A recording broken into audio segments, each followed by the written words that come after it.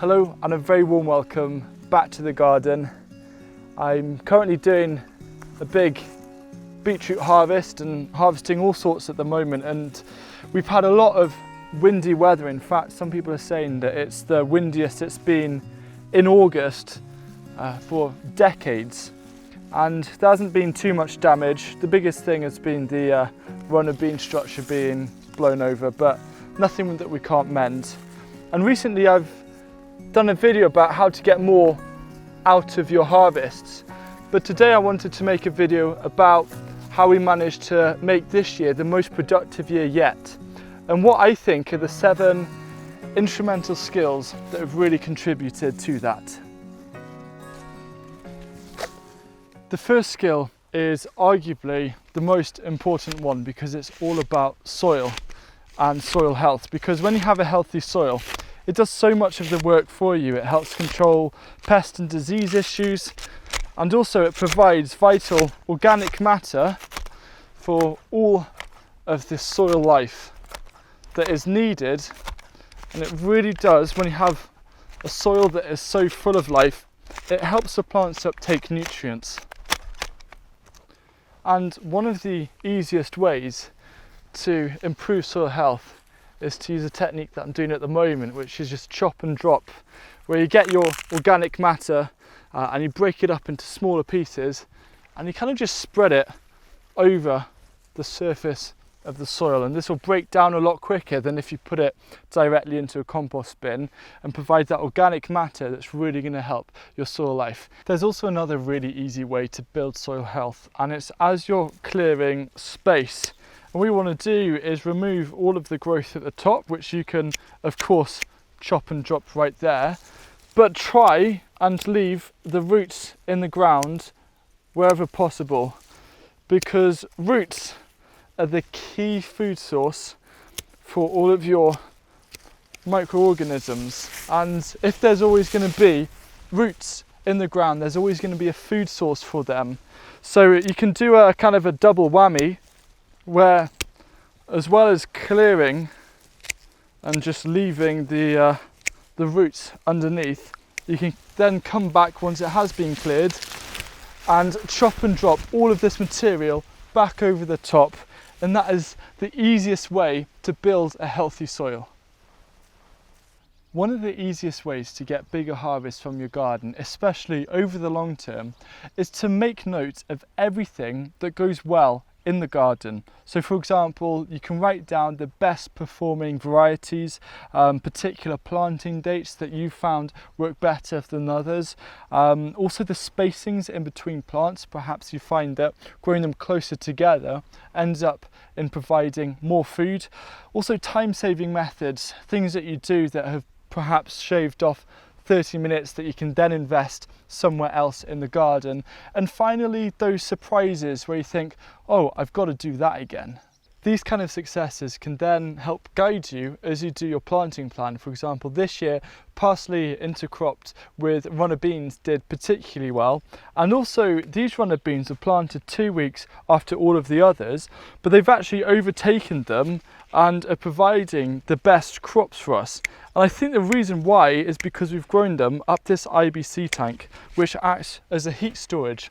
So I'm going to then add that to my notebook as something to do again next year because of just how effective this is. If you really start to record all of these positive successes and things that you've noticed that have led to bigger yields, then over time your garden is naturally going to become more productive. And this really does link in with the observe and interact skill. And you can check out this video to find out a little bit more about how this works. Another simple skill that has been key over the last few seasons that involves a notepad is by creating impact lists, and these have been game-changing for me. An impact list is simply a to-do list, but of jobs that are going to create the biggest impact in terms of giving you the biggest yields and harvest and productivity. So every time I go up into the garden, I like to think about what are the key jobs that are going to give me the biggest returns over a set period of time. For example, for now, I'd avoid weeding. That isn't that much of an impact because I'd rather focus my time on transplanting the rest of the leeks, which are going to result in higher yields in comparison to doing a bit of weeding. One of the simplest skills that absolutely any gardener can do is multi-sowing, and it's been made popular by Charles Dowding, and it's popular for a reason because it is so effective. The thing that I love the most is the fact that you don't need to waste any seeds. You just plant them in individual modules, transplant them, and let the plants grow apart from each other. And what this means is that if you only have limited space, you can grow a lot of plants, and it's a highly productive way of being able to grow a lot of things. Also, it means that you can start plants and seedlings off indoors, and you can transplant them after you've taken out another crop, such as utilising succession planting. And there are 4 key crops that I like to multi-sow. The first are obviously beetroot, radish as well is super effective, and turnips, any kind of veg like that, including swede. And I also find that multi-sowing peas is also super effective. Polyculture inspired planting is another fantastic skill to really improve and boost the harvest, and has really helped this garden. The first thing about polyculture planting is that whole idea of diversity, which I covered in the pest control video, because if you have lots of different things growing, it's harder for pests or disease to take over, and as a result you're going to lose less crops.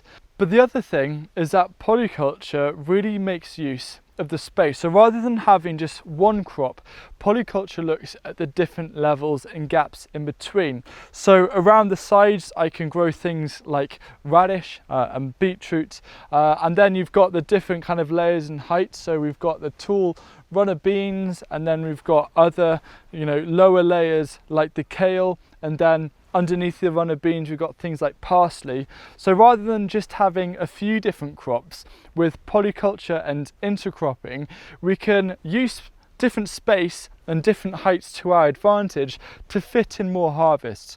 And without using polyculture, we'd just be missing out on opportunities to grow more food in the same space.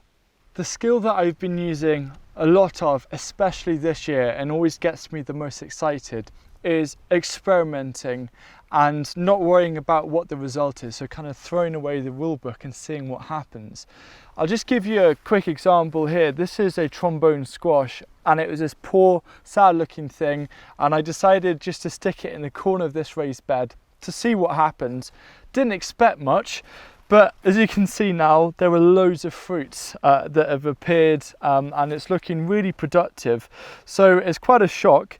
But had I not thought to put the squash at the corner of this bed, I might have really missed out on a lot of harvest here. And the second thing, just a quick side note, is that this is being grown in wood chips, and wood chip isn't really recommended as a mulch in the UK, mainly because of the slug issues.